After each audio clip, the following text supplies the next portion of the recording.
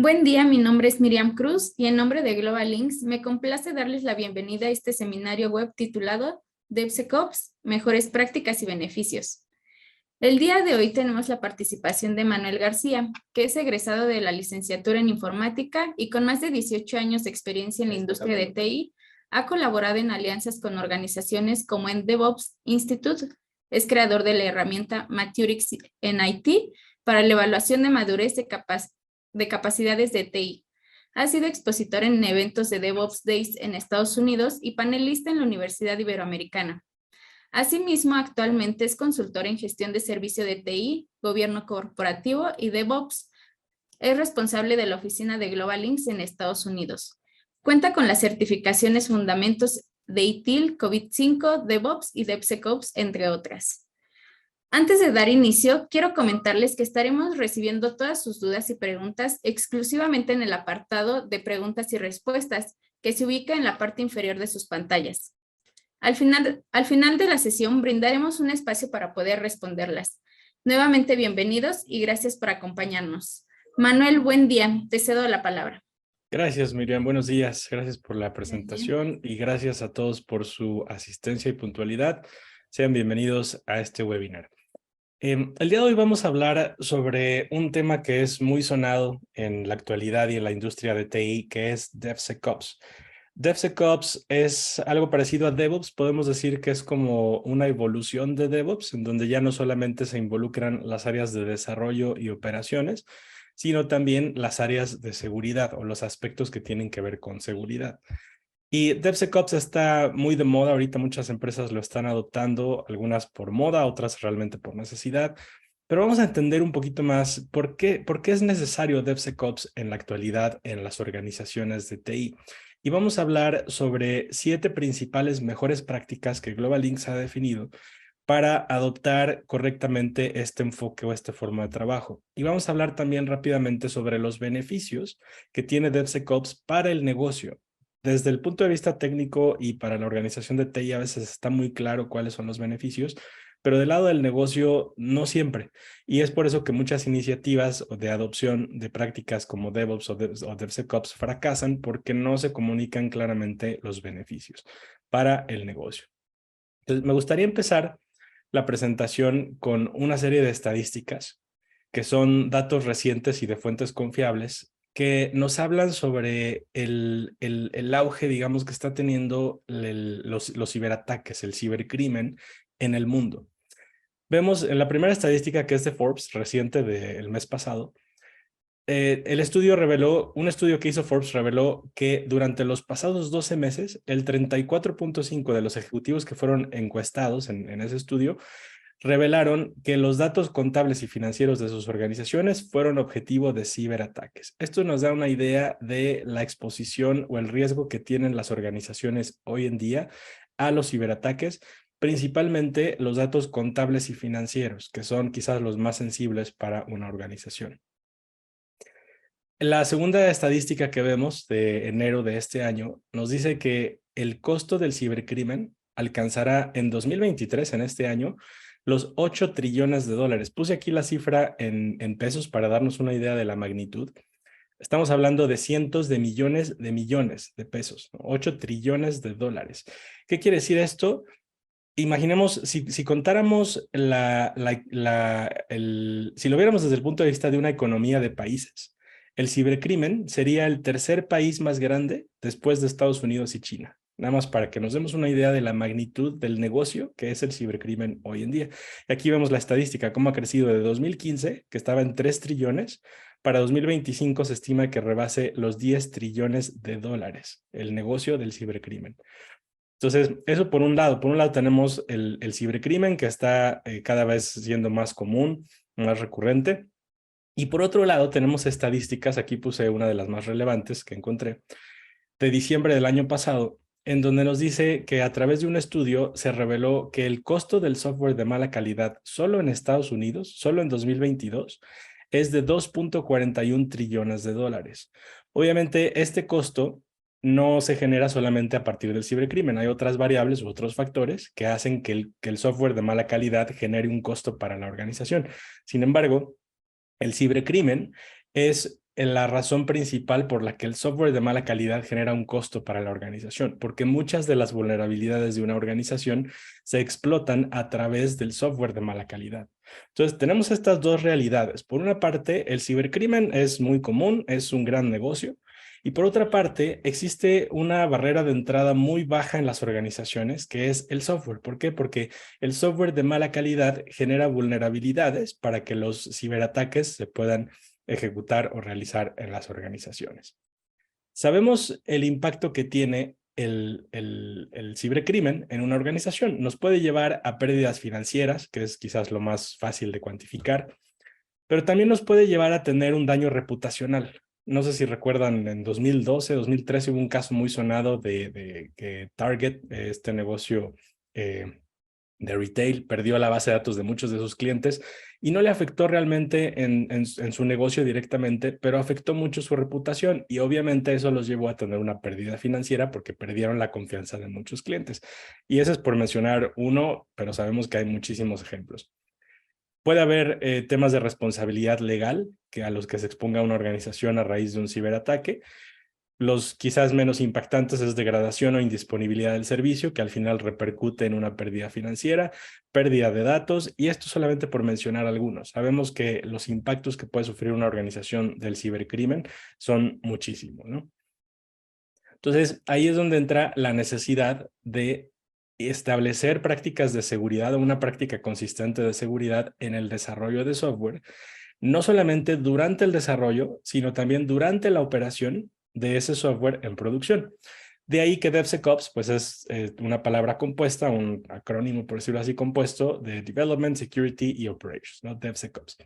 Vemos una definición literal que nos da Amazon, que es una de las fuentes hoy en día más comunes o más fiables, digamos, de información que tiene que ver con DevOps, DevSecOps y demás. Y nos dice que DevSecOps es la práctica de integrar las pruebas de seguridad en cada una de las etapas del proceso de desarrollo de software. Ojo con esto, esta definición la escogí porque me gusta mucho cómo lo enfocan y es la realidad. DevSecOps no es una herramienta, no es un conjunto de herramientas, no es un proceso, es una práctica, es algo que la organización tiene que llevar a cabo, que es la definición de una práctica, algo que se lleva a cabo para reforzar la seguridad en cada una de las etapas del proceso de desarrollo de software y de operaciones también. Esta práctica incluye herramientas y procesos que fomentan la colaboración entre desarrolladores, especialistas de seguridad, equipos de operaciones, para construir software que sea tanto eficiente como seguro. No buscamos solamente seguridad, buscamos también eficiencia. Entonces, el DNA de DevOps lo traemos también a DevSecOps, pero agregamos esa capa de seguridad o ese factor o ese aspecto de seguridad. ¿Por qué es necesario DevSecOps o cómo funciona una organización sin DevSecOps y con DevSecOps? Vamos a ver primero qué es lo que pasa sin DevSecOps. Sin DevSecOps, lo que tenemos aquí es nuestro proceso de desarrollo de software, desde la codificación hasta el despliegue, la operación y el monitoreo de ese software en operación o en el ambiente de producción. Tradicionalmente, sin un enfoque de DevSecOps, la parte de evaluación o revisión de seguridad del software ocurre solamente en un momento durante todo el ciclo de desarrollo de software. Y esto es previo al despliegue, donde vemos aquí la flecha marcada. Una vez que se hizo toda la generación del código, que se hicieron las pruebas, que se integró, que ya tenemos el paquete listo para lanzar a producción, entonces mandamos ese paquete a la gente de seguridad para que lo evalúen. Ahí se hacen análisis de vulnerabilidad y otras cosas. Y ahí se detecta cualquier brecha de seguridad que tenga ese código que ya trabajamos y que está próximo a librarse a producción. Si lo hacemos de esta manera, sin DevSecOps, repito, lo que va a pasar es que como ya trabajamos varias etapas durante el proceso de desarrollo de software, cuando lleguemos a la revisión de seguridad, nos vamos a dar cuenta que hay un montón de brechas que se tienen que arreglar y entonces lo que pasa es que se genera mucho retrabajo porque de este punto en el proceso nos tenemos que regresar hasta la codificación y volver a pasar por las diferentes etapas, que este ciclo que vemos aquí es solamente de referencia, las etapas pueden variar de una organización a otra, pero nos tenemos que regresar a las primeras etapas de desarrollo de software para corregir todos esos elementos que se identificaron que pueden representar brechas de seguridad en el software una vez que esté en producción. Y lo volvemos a revisar, y si vuelve a fallar, nos tenemos que volver a regresar. En esto se pierde mucho tiempo. Y aquí hemos visto muchos proyectos de software, y no me dejarán mentir, yo creo que a todos nos ha pasado, hemos visto proyectos de desarrollo de software que se atoran porque no cumplen con las regulaciones o los criterios de aceptación en términos de seguridad. ¿Y por qué es esto? Pues porque la seguridad la estamos considerando solamente previo al despliegue del software a producción. ¿Qué nos genera un enfoque sin DevSecOps, así un enfoque tradicional? Pues nos genera costos adicionales por todo el retrabajo que generamos, fechas límite incumplidas. Si teníamos programado sacar el software para el 31 de diciembre y encontramos brechas de seguridad, o el departamento externo de seguridad que contratamos para evaluar nuestro software encuentra brechas, pues no vamos a cumplir con esas fechas. Esto genera también fechas de liberación retrasadas, lo que afecta al negocio en el time to market. No vamos a salir al mercado en la fecha que estaba propuesta, y el impacto de esto a nivel de negocio pues es muy grande porque los competidores nos pueden ganar.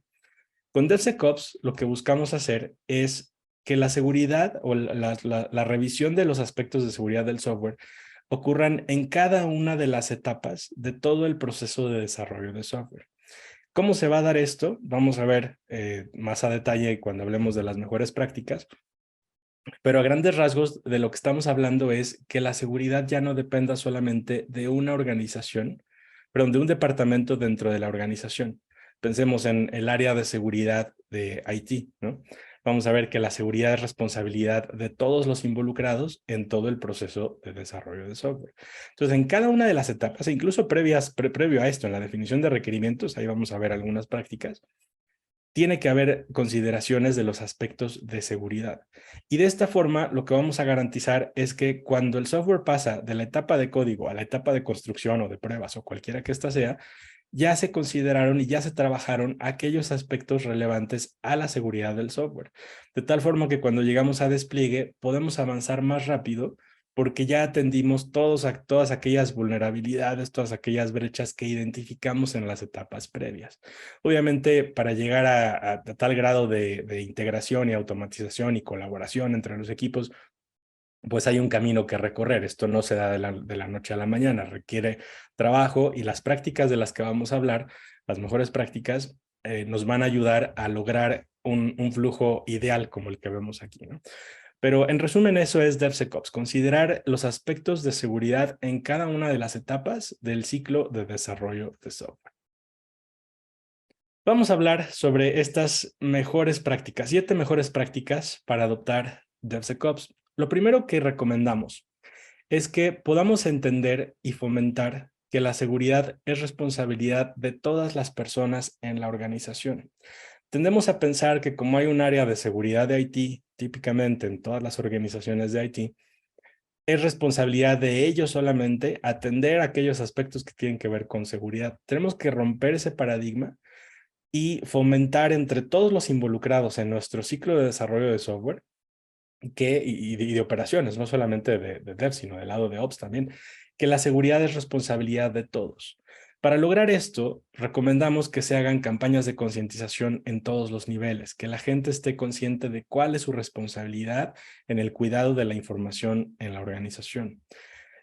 Recomendamos también que se genere y se difunda una política de seguridad de la información. Si hay un sistema de gestión de seguridad de la información, mucho mejor.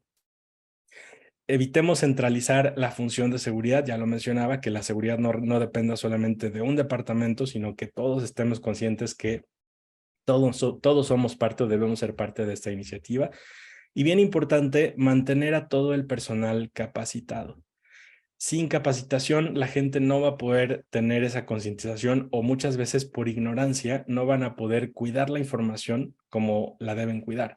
Sabemos que muchas de las brechas, hay otra estadística, no recuerdo ahorita el porcentaje, pero sabemos que muchas de las brechas que se explotan en una organización se dan de forma involuntaria por los mismos empleados de la organización. No de forma maliciosa, sino por ignorancia. Entonces hay que capacitarlos, concientizarlos para que logremos entender que todos somos parte de o tenemos parte en esta responsabilidad de cuidar la información en la organización. La segunda mejor práctica que definimos es mantengamos visibilidad de todo nuestro ciclo de desarrollo de software y entendámoslo claramente para evitar amenazas de seguridad potenciales. Así como lo que no medimos no lo podemos mejorar, de la misma forma lo que no vemos no lo podemos gestionar. Si no sabemos qué es lo que está pasando en nuestro ciclo de desarrollo de software, que por más absurdo que suene, es una realidad. Las organizaciones a veces no saben cuáles son las actividades que se están llevando a cabo en ciertas etapas del ciclo de desarrollo de software, sobre todo cuando se integran proveedores externos. Hay veces que un área determinada de desarrollo de software outsourcea o subcontrata las pruebas, por ejemplo, del software. Entonces mandan el código de sus pipelines internos a un repositorio de un proveedor y ahí se pierde toda la visibilidad. Si no tenemos visibilidad de cosas como esas, pues no vamos a saber en dónde tenemos brechas o riesgos que debemos atender para cuidar la integridad de la información, o en este caso del código. Necesitamos tener claridad de cuáles son los equipos involucrados en todo el proceso de desarrollo de software y cuáles son sus actividades. Y no solamente quiénes son los equipos, sino cuáles son las herramientas que se están usando.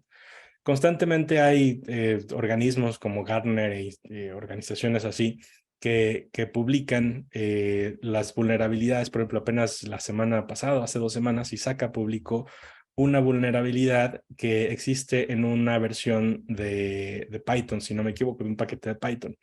Entonces, ¿qué es lo que pasa? Si estamos usando esa herramienta y se reporta una vulnerabilidad de seguridad en ese software que estamos usando, esa herramienta que estamos usando para generar nuestro software, pues la vamos a tener que atender, si no estamos expuestos a una brecha de seguridad. Hay que entender cuáles son las herramientas que se están usando y para qué sirven. Y sobre todo en organizaciones que están adoptando un enfoque de DevOps, sabemos que DevOps es muy dado y está bien, es la intención, a dar flexibilidad a que los equipos usen las herramientas que ellos quieran, porque cada equipo es autónomo. Y entonces cada squad de 8 personas regularmente puede usar las herramientas que ellos quieran. Está bien, pero cuidemos y mantengamos el control de cuáles son esas herramientas, ¿no? Está bien que las escojan, pero hay que seleccionarlas con inteligencia. ¿Qué herramientas estamos usando y para qué sirven? Para cuidar esas brechas potenciales de seguridad.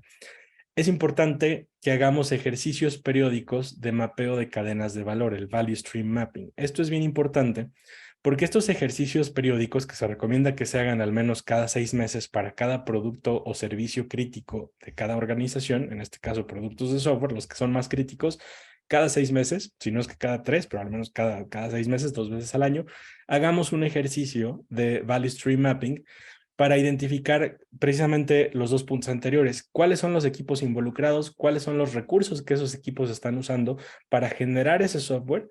¿Y cuáles son las posibles vulnerabilidades o cuellos de botella que existen ahí que representan brechas de seguridad potenciales? De esta manera vamos a poder mantener una visibilidad en todos los niveles de nuestro ciclo de desarrollo de software, desde la identificación de la necesidad, la generación de la idea de la solución, el desarrollo de la misma, la implementación y el mantenimiento en operación. Todo eso abarca el ciclo de Value Stream Mapping. Entonces, ese punto es bien, bien importante. Y va de la mano con el último punto, que es evaluar el ciclo de desarrollo de software periódicamente.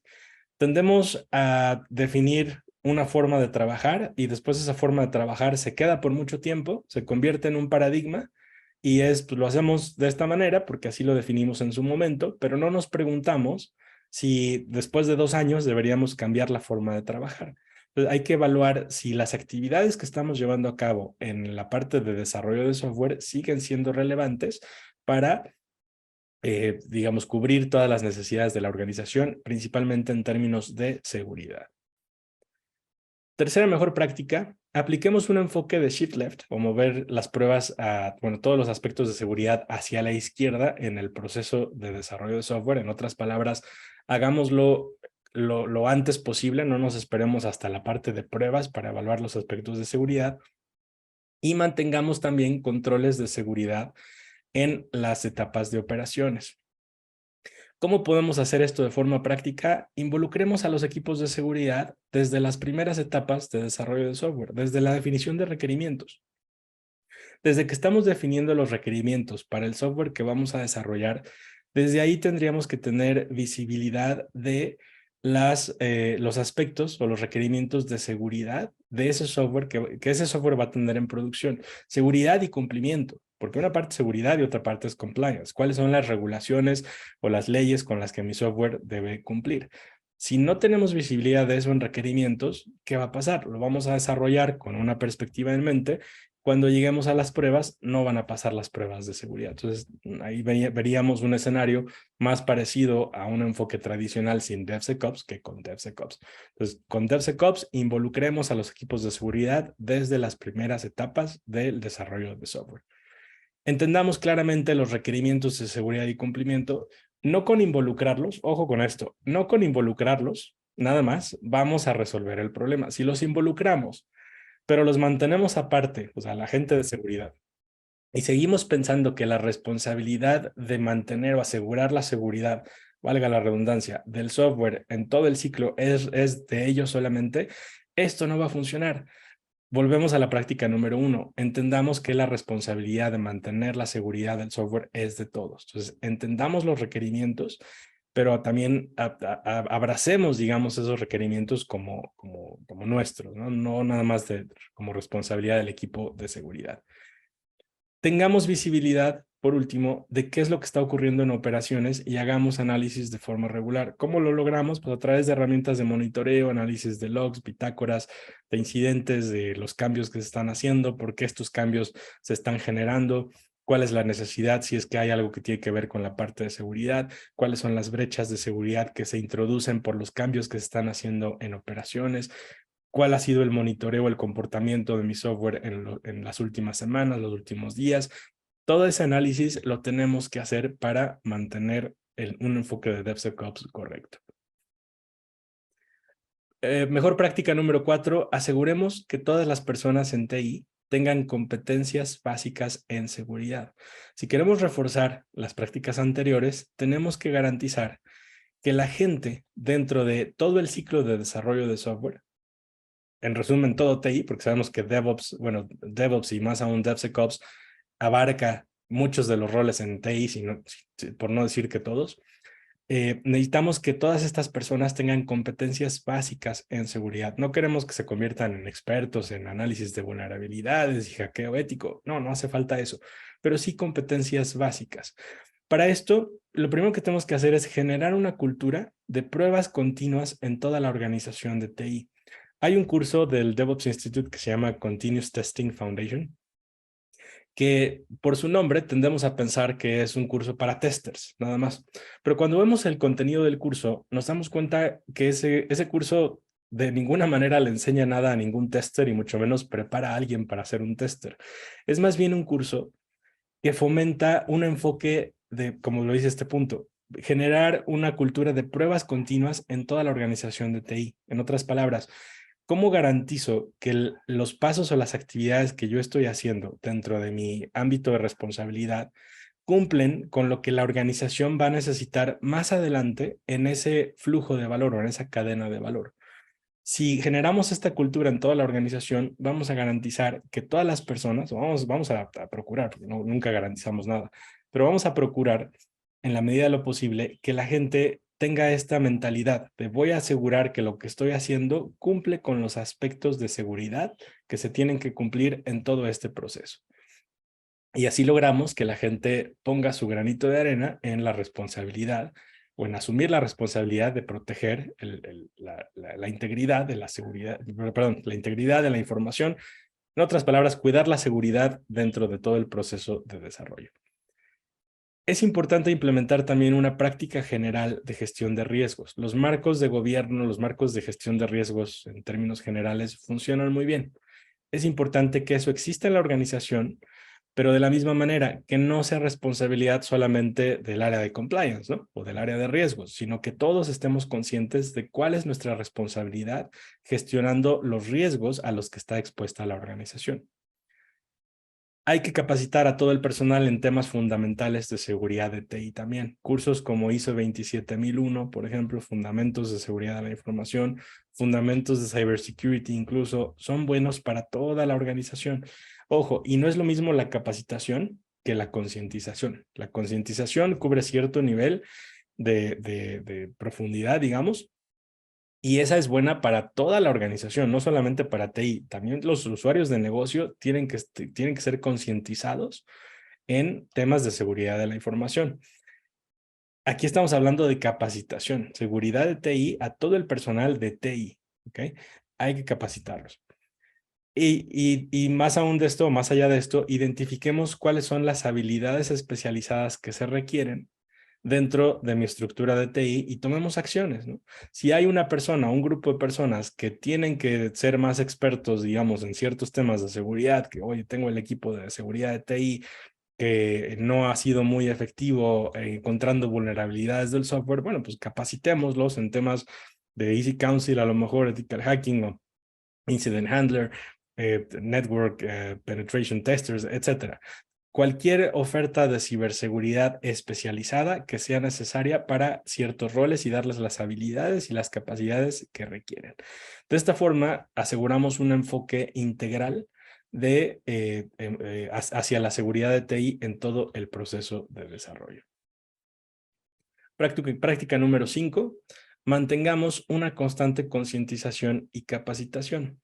Tendemos a pensar que como ya hicimos una campaña de concientización el año pasado y como ya capacitamos al personal en los cursos que identificamos que debían estar capacitados, pues ya la hicimos y a partir de ahí vamos hacia adelante. No, necesitamos actualizarnos. Constantemente hay nuevas vulnerabilidades, constantemente, vaya, ya vimos las estadísticas, ya vimos el gran negocio que es la ciberseguridad.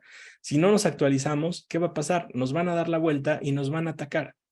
Y el software que estamos generando que hoy es seguro, en 2 meses ya no va a ser seguro. Entonces tenemos que estarnos renovando y actualizando constantemente. Para ello, recomendamos que exista un plan de comunicación y concientización continua, definido y actualizado en la organización.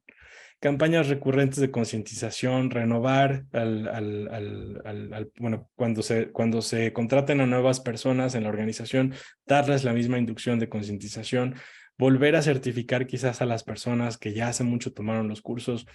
De ahí que muchas certificaciones ya están expirando. Por ejemplo, las del DevOps Institute ahora duran solamente 3 años. ¿Para qué? Para obligar, por decirlo así, a las personas a regresar al curso, tomarlo otra vez, pero ya en una versión actualizada y volverse a certificar para garantizar que los conocimientos y las habilidades que tienen están actualizadas y van acorde a las necesidades actuales dentro de la industria. Dar capacitación especializada por roles, ya lo mencionábamos en la otra práctica, pero vale la pena reiterarlo aquí. Identificar tendencias y riesgos en el mercado y en la industria. No podemos vivir en una burbuja donde decimos, bueno, pues en nuestra organización esto es con lo que hemos sufrido, estos son los ataques a los que hemos estado expuestos. Si controlamos eso, estamos bien nosotros. No, siempre va a haber tendencias nuevas, va a haber técnicas nuevas en el mercado, en la industria, y si no las conocemos, pues vamos a estar expuestos a esto. No vamos a poder tomar las decisiones adecuadas para responder de manera ágil a todos estos cambios en el ambiente. Y por último, generemos planes para desarrollar habilidades del personal en los aspectos requeridos por la organización. Generemos, ahorita en la parte de capacitación, por ejemplo, en Estados Unidos, ya una certificación, un curso no es suficiente para cubrir las necesidades de una organización. Ahorita ya se está hablando más de career paths o rutas de carrera, digamos, de cuáles son las capacidades que mi gente va a tener que desarrollar de aquí a 3 años para hacer frente a los retos que vienen en el futuro. Y más allá de esto, ¿cuáles son las habilidades que mi gente necesita dentro de TI para usar las herramientas que mi organización va a adoptar en el futuro, en los siguientes 3, 5 años? Inteligencia artificial, machine learning, todo esto está cambiando la forma, el ChatGPT, muchos de ustedes conocen el impacto y el auge que están teniendo todos estos modelos algorítmicos. Pero ¿de qué sirve la tecnología si no la sabemos usar? ¿Y cómo la vamos a poder usar si no generamos un plan para desarrollar las habilidades del personal a futuro?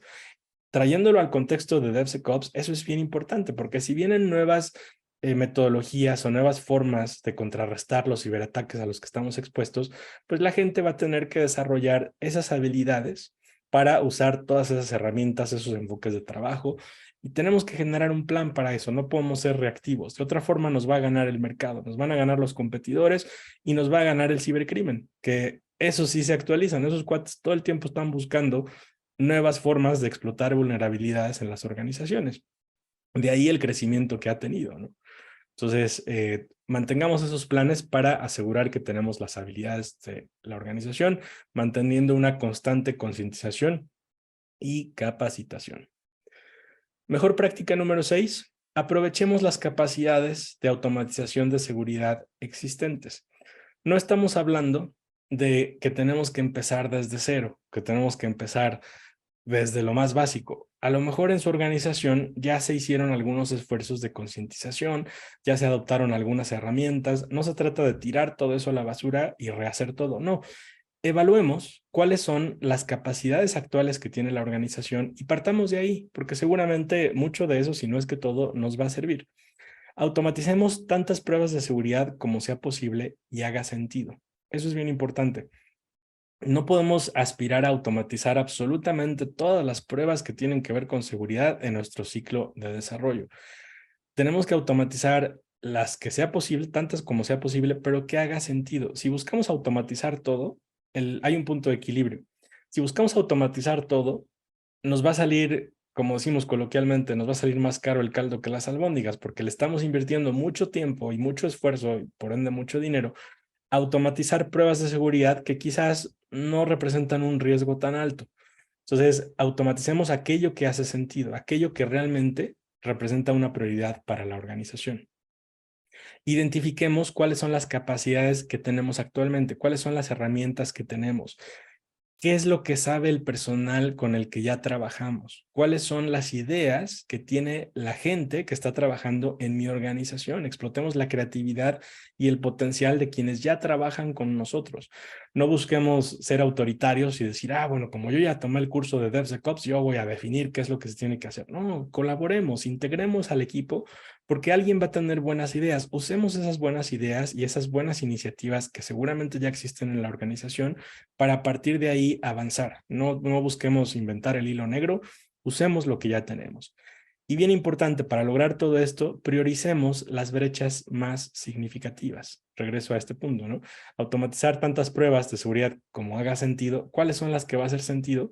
Pues las que tengan que ver con las brechas más significativas a las que está expuesta mi organización. Habrá pruebas que voy a seguir haciendo manualmente, habrá pruebas que no voy a hacer al menos en el corto plazo, pero quizás más adelante las tengo que automatizar. Se vale, así es como debe trabajar una organización con un enfoque de DevSecOps. Y el enfoque de DevSecOps es algo que va a estar cambiando todo el tiempo, no es algo que se define, se queda estático y ya. Bueno, ahorita vamos a ver cuando hablemos de ciertas prácticas ya en la vida real, vamos a entender que cada organización es responsable, iba a decir libre, pero realmente es responsable, de definir sus prácticas específicas para habilitar un enfoque de DevSecOps. Entonces, prioricemos las brechas más significativas y hagamos lo que haga sentido. Y por último, la mejor práctica que definimos es consideremos cuáles son los resultados esperados de los controles de seguridad. ¿Qué quiere decir esto? No adoptemos prácticas de seguridad, no impongamos o implementemos controles de seguridad solo porque el libro dice que lo tenemos que hacer o solo porque leímos que Google y Amazon lo hicieron y les costó 2 millones de pesos o dólares, el monto que ustedes quieran, implementar un sistema de seguridad. No porque ellos lo hicieron, nosotros lo tenemos que hacer. ¿Qué es lo que esperamos proteger con cada uno de los controles de seguridad que estamos implementando?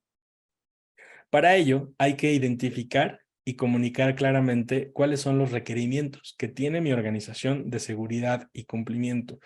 No porque Amazon y Google estén haciendo algo, también eso va a aplicar a mí. A lo mejor ellos lo están haciendo por el contexto de su organización, por el tamaño, por el riesgo, por temas de cumplimiento, por temas incluso sociopolíticos, pero no porque ellos lo hagan, me va a aplicar también a mí. Identifiquemos claramente cuáles son esos requerimientos que sí competen a mi organización y comuniquémoslos al equipo. No nos quedemos nada más en la identificación, hay que comunicarlos para estar todos en el mismo canal. Cuidemos implementar controles o herramientas nada más por moda, ya lo decía, porque Google y Amazon lo están haciendo, seguramente yo también lo tengo que hacer. Aguas con eso. ¿Qué es lo que espero volviendo a al título de la práctica, de la mejor práctica, ¿qué es lo que espero lograr con esa implementación de seguridad que estoy haciendo? Busquemos herramientas que se adapten a la necesidad de la organización, no al revés. Cuando a un departamento de desarrollo de software le venden herramientas, decimos en español coloquial, el vendedor tiende a dorarnos la píldora, ¿no? Nos tiende a marear y decirnos, mira, esto es lo que necesitas porque esto te va a ayudar a esto y puedes aquí hacer análisis y acá puedes hacer estos enrutamientos de comunicación, notificaciones, qué sé yo, un montón de funcionalidades que va a tener la herramienta. ¿Necesitamos realmente eso? No, primero definamos cuáles son los requerimientos que tenemos y busquemos después herramientas que cumplan con esos requerimientos. Si lo hacemos al revés, lo que vamos a generar es un montón de trabajo que no está generando ningún beneficio para la organización. Y para llegar a esto, necesitamos generar un conocimiento técnico adecuado para usar mejor las herramientas. DevOps y DevSecOps, nosotros hacemos mucho énfasis en la parte cultural, en la parte de adoptar la práctica, porque esa es la especialización de Global Links. Nosotros ayudamos a las empresas a adoptar estas prácticas en el DNA de su organización, en que la gente lo adopte como parte de su mentalidad. Pero eso no es todo, esa es la parte cultural. Necesitamos también cubrir la parte técnica. Entonces, hay cursos especializados que dan proveedores de herramientas, empresas de seguridad, que nos ayudan realmente a generar el conocimiento técnico que necesitamos para ser más efectivos con estos puntos. Esas son las 7 mejores prácticas para adoptar DevSecOps. Rápidamente, DevSecOps en la práctica, ¿cómo se ve? Bueno, existen muchas herramientas, que son las que vemos aquí, por mencionar quizás las más importantes, que se pueden usar, ¿no? Para habilitar pruebas automatizadas, análisis de vulnerabilidad del código, análisis de los repositorios que vamos a usar, un montón de cosas que se pueden hacer. Pero, como decía al principio, DevSecOps tiene que ser una práctica, una forma de trabajar de la organización. Lo que vamos a ver en las siguientes láminas es un ejemplo de qué tipo de prácticas podría adoptar una organización en las diferentes etapas del ciclo de desarrollo de software para habilitar un enfoque de DevSecOps. Y vamos a verlo rápidamente porque es solamente un ejemplo y al final vamos a aterrizarlo en una conclusión importante. Por ejemplo, cuando estamos definiendo los requerimientos de seguridad y cumplimiento, es importante que involucremos o invitemos, hagamos partícipes a los equipos de seguridad y cumplimiento en esa definición de requerimientos. ¿Para qué? No para que ellos nos digan qué hacer o que ellos impongan lo que hay que hacer o que ellos se hagan cargo de lo que se tienen que hacer. No, para que todo el equipo de desarrollo y de operaciones que idealmente debe colaborar con desarrollo, bajo un enfoque de DevOps, estén conscientes de cuáles son esos requerimientos de seguridad y cumplimiento. Entonces, ahí empezamos con nuestra práctica de DevSecOps. Después, previo a la codificación, después de la definición de requerimientos, antes de empezar nuestro pipeline de desarrollo, podemos hacer un modelado de amenazas, por ejemplo. El modelado de amenazas es un proceso simplemente a través del cual identificamos y mencionamos ahí, priorizamos amenazas potenciales para después identificar cómo podemos contrarrestar esas amenazas, cuáles son los controles que deberíamos implementar para no estar expuestos a esas amenazas, por ejemplo. Cuando hablamos de ya codificar, hay una práctica que se llama el Secure Coding o codificación segura, que es una práctica a través de la cual los desarrolladores de software estructuran su código de tal forma para evitar que haya vulnerabilidades accidentales de seguridad en ese código. Entonces, adoptemos esta metodología o esta forma de trabajar que no es más que organizar el código de cierta forma y sí cuidar ciertas nomenclaturas, definición de variables, otros aspectos que son parte de la codificación segura. Es algo común que existe en desarrollo, no es algo que estamos inventando nosotros. Se puede adoptar en la etapa de coding. En la etapa de building o construcción, las pruebas y la integración, podemos automatizar las pruebas de seguridad. ¿Cómo? Pues usando todas las herramientas que existen en el mercado, siguiendo las mejores prácticas que ya mencionamos. No adoptemos herramientas por adoptar nada más. Definamos cuáles son los requerimientos y busquemos herramientas que se adaptan a nuestras necesidades. En la parte de deployment, por ejemplo, podemos usar algo que se llama los archivos de definición de infraestructura, que nos ayudan a automatizar el aprovisionamiento de la infraestructura que vamos a necesitar, típicamente en la nube, para desplegar nuestro software.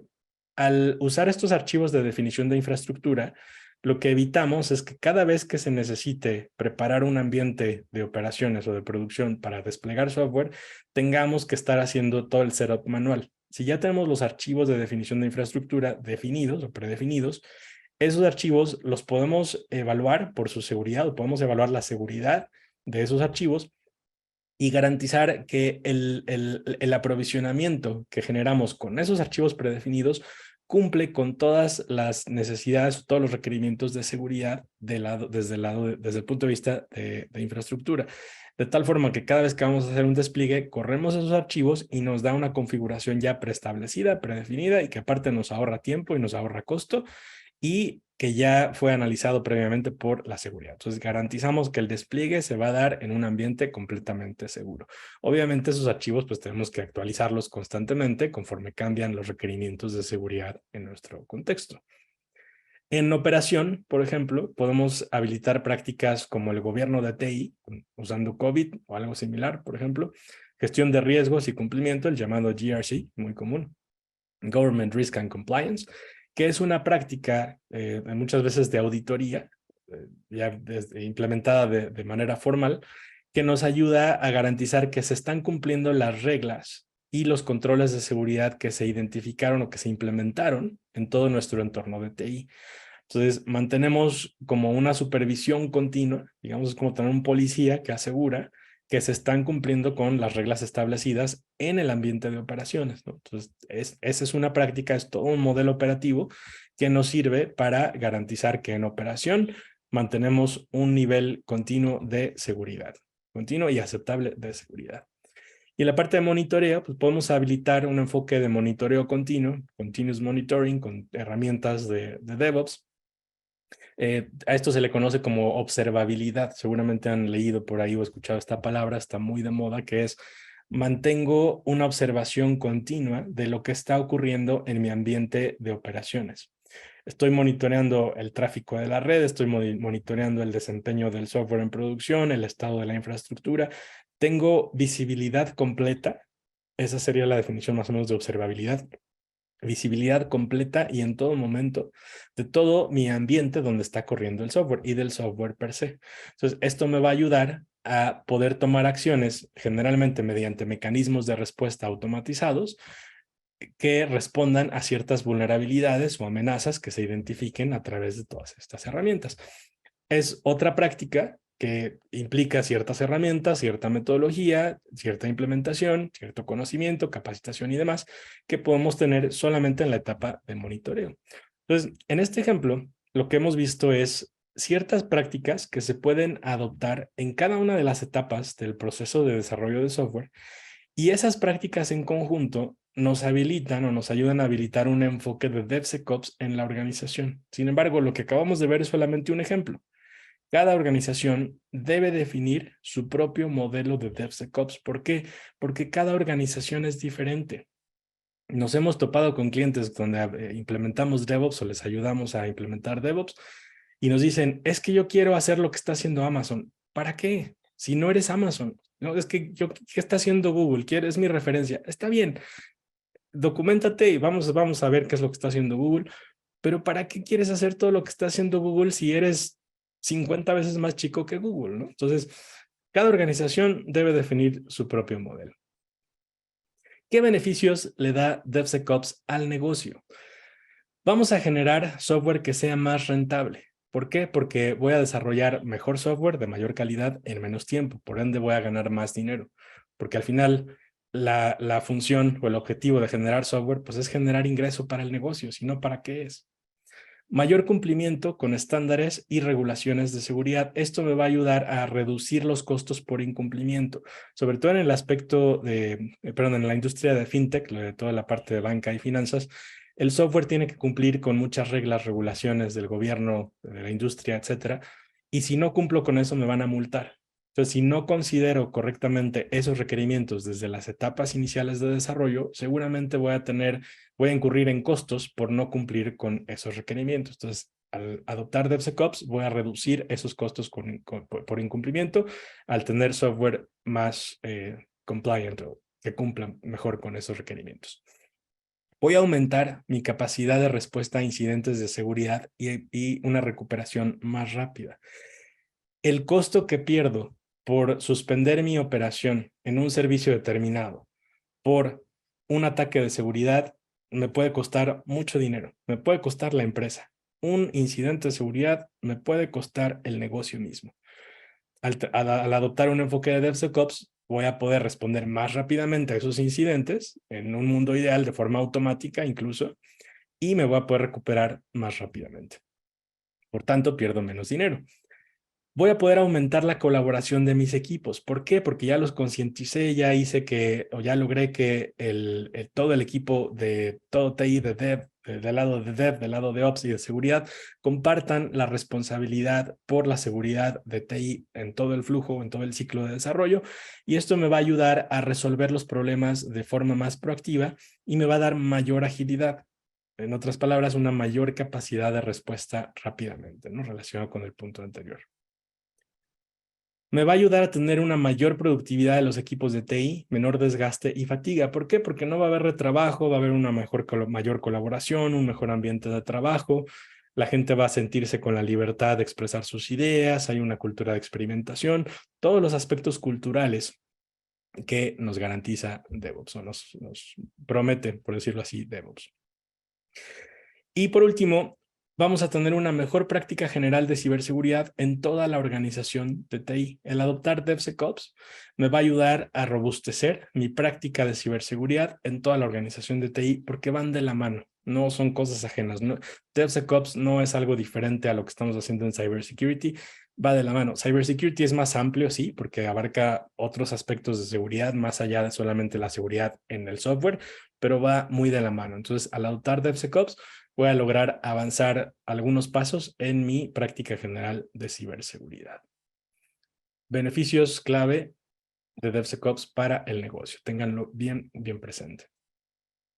Y me gustaría terminar antes de pasar a la sección de preguntas y respuestas con otras dos estadísticas del InfoSec Institute recientes de enero de 2023. Se estima que el mercado de DevSecOps tenga una tasa de crecimiento anual compuesto del prácticamente 31% de 2022 a 2030. Veamos el énfasis que le están poniendo las organizaciones en todo el mundo a DevSecOps. Para 2030 va a crecer más del 30%. Y para que lo tengan en consideración, un ingeniero de DevSecOps en Estados Unidos gana un promedio de $140,000 al año. ¿Qué quiero decir con esto? Quiero invitarlos a adoptar DevSecOps. Enfoquémonos en implementar esta forma de trabajo en nuestra organización porque ahí hay futuro, ¿no? No solamente para la industria, para la organización, sino a nivel personal también hay crecimiento. Entonces, quiero dejarlos con estas dos estadísticas de cómo pinta el crecimiento de este enfoque de DevSecOps en todo el mundo. Y pasamos ahora sí a la sección de preguntas y respuestas.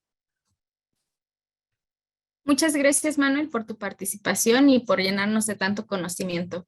Vamos a pasar a la sección de preguntas y comenzaremos con la pregunta de ¿quién es el encargado de la seguridad de software? ¿Testers, desarrolladores, alguien más?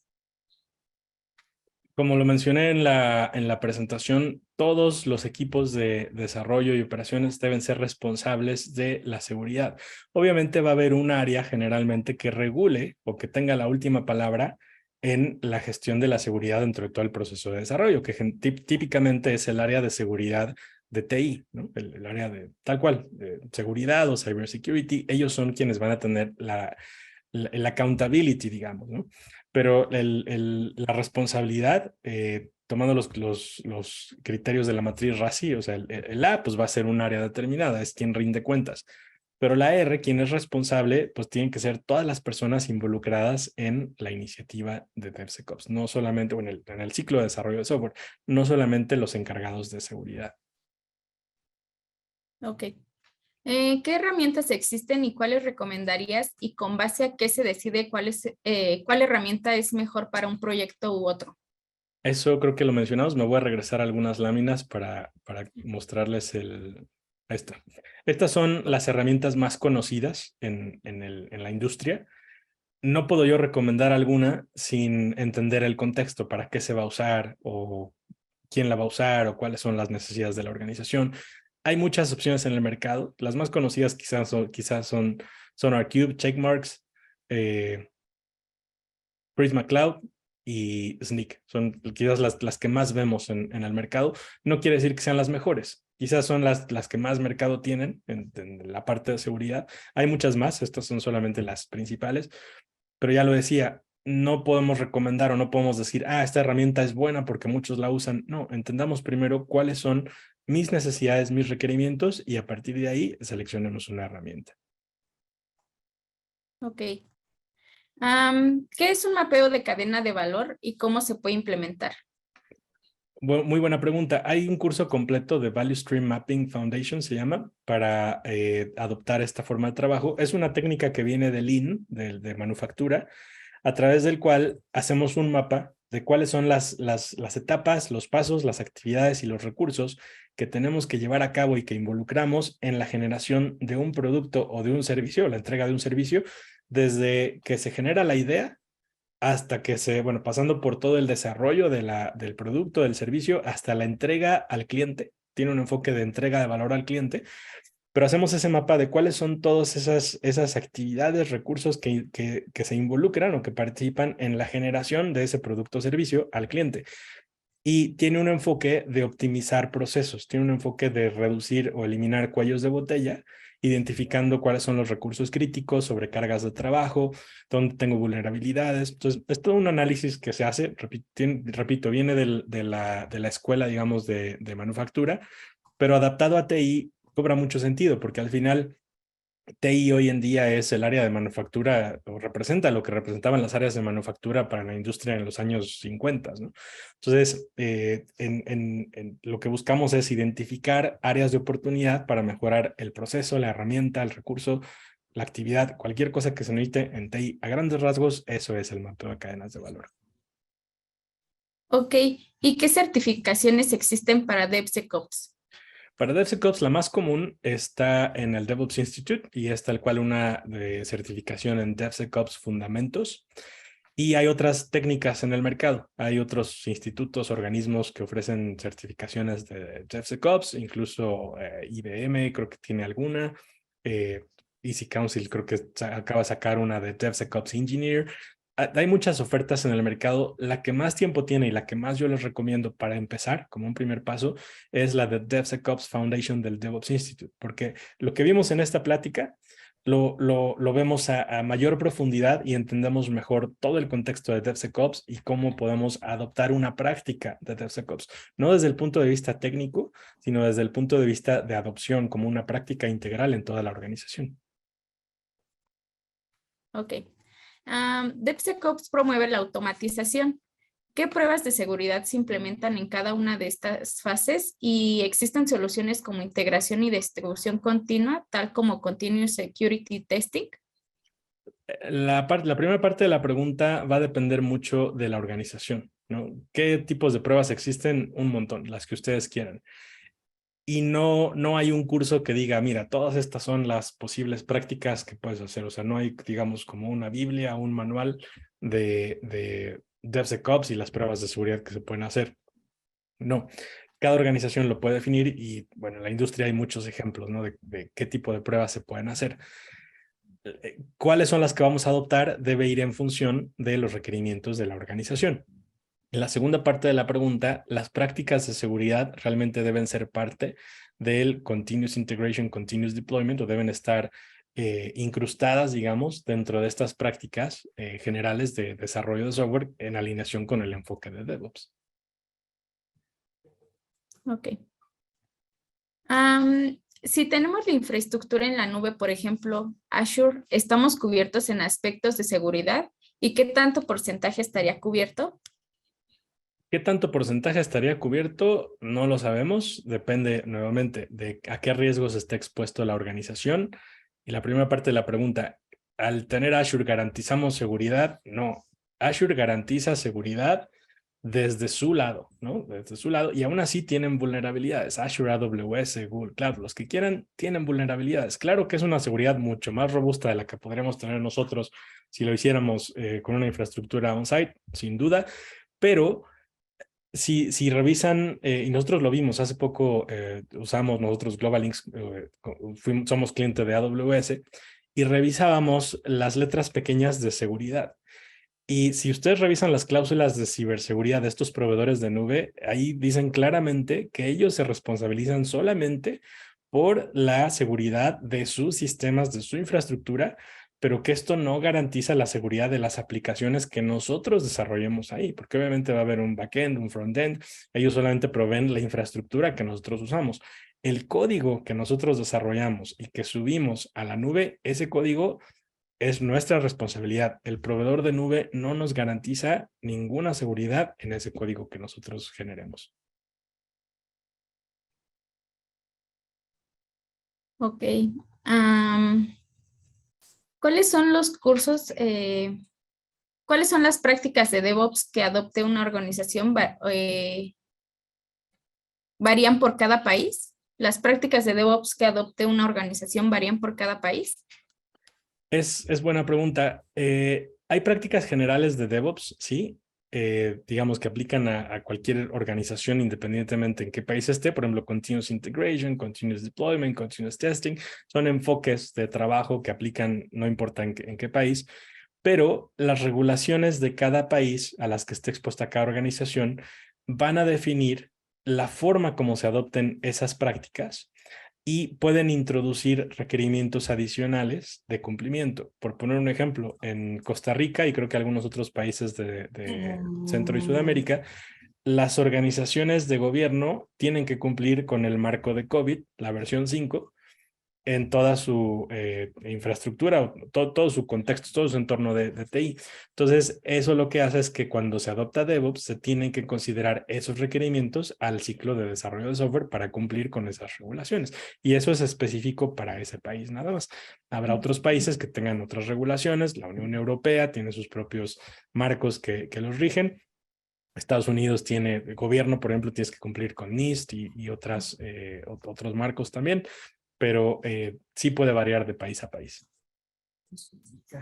Ok. Bajo un enfoque de DevOps, se busca agilizar y acelerar el desarrollo de software. ¿Qué riesgos hay al integrar estas prácticas de seguridad en desarrollo? ¿Se haga más lento el flujo?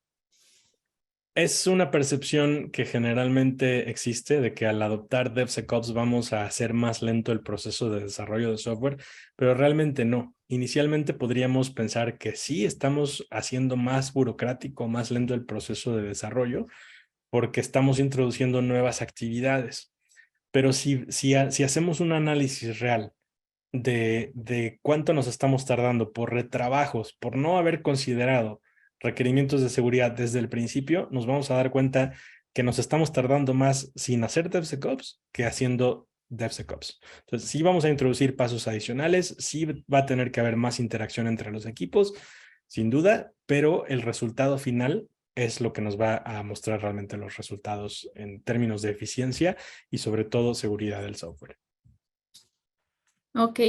¿La estrategia de DevSecOps debe estar definida desde un plan director de seguridad? Sin duda, tienen que estar comprometida la gente de seguridad de los más altos niveles, si no, esta iniciativa no va a funcionar. No podemos decir, no, pues DevSecOps lo tienen que adoptar los programadores, los testers, y ya si la organización de alto nivel soporta o no, eso es independiente. No, la gente a la cabeza del área de seguridad tiene que estar involucrada en el tema de DevSecOps. Esto no quiere decir que ellos son quienes van a promover la iniciativa. Generalmente una iniciativa de DevSecOps va a surgir, o quien alza la mano, quien es el sponsor, digamos, de decir, oye, necesitamos adoptar DevSecOps, generalmente va a ser alguien que esté al mando de las áreas de desarrollo de software, o en algún equipo, o el gerente de desarrollo, o el director de desarrollo de software. Ahí es donde surge el sponsor. Pero la gente a la cabeza de ciberseguridad tiene que estar involucrada y comprometida con esta iniciativa, si no de otra forma no va a funcionar. Ok, y vamos con la última pregunta, que es, ¿cuáles son los retos o detractores más comunes en una implementación de DevSecOps? Sin duda la cultura, la resistencia al cambio, el arraigo, digamos, a paradigmas, sin duda es lo que más frena a las organizaciones de adoptar este tipo de enfoques de trabajo. Y ahí es precisamente en donde Global Links pone el foco y ayuda a las personas que trabajan en la organización a adoptar estas formas de trabajo, estos enfoques por convicción y no por obligación, transformando la mentalidad a través de la capacitación que nosotros damos para promover que puedan adoptar estos enfoques de trabajo y así optimizar la eficiencia y el desempeño de la organización. Entonces, los aspectos culturales, esos sin duda van a ser los más difíciles de abordar o de adoptar en una organización. La parte técnica, la parte de, digamos, de infraestructura, herramientas, todo eso requiere una implementación, un contrato, dinero y se acabó. Pero el que la gente realmente trabaje con una mentalidad enfocada en cubrir los aspectos de seguridad durante todo el ciclo de desarrollo, incluso hasta la parte de operaciones, eso es lo más difícil. Ok, bueno, pues concluimos con esta sección de preguntas y respuestas y queremos hacer un reconocimiento pues con la participación de Manuel García, que nos llenó de mucho conocimiento esta mañana, y pues a los participantes, en especial a Yamil Aguas, Vicente Romero, Stephanie Méndez, quienes estuvieron activamente participando, y pues los invitamos a que nos escriban en contact@globalinks.com para si tienen alguna pregunta adicional y pues ofrecerles que sigan creciendo profesionalmente con el curso de DevSecOps Foundation, y pues cualquier duda estamos atentos al correo. Síganos en nuestras redes sociales, en Facebook, Twitter, Instagram y YouTube, en donde estaremos subiendo el video de este seminario web. Muchas gracias y pues gracias por su participación. Que tengan un excelente día. Gracias, Miriam. Gracias a todos por su atención. Soy Manuel García. Un gusto estar con ustedes.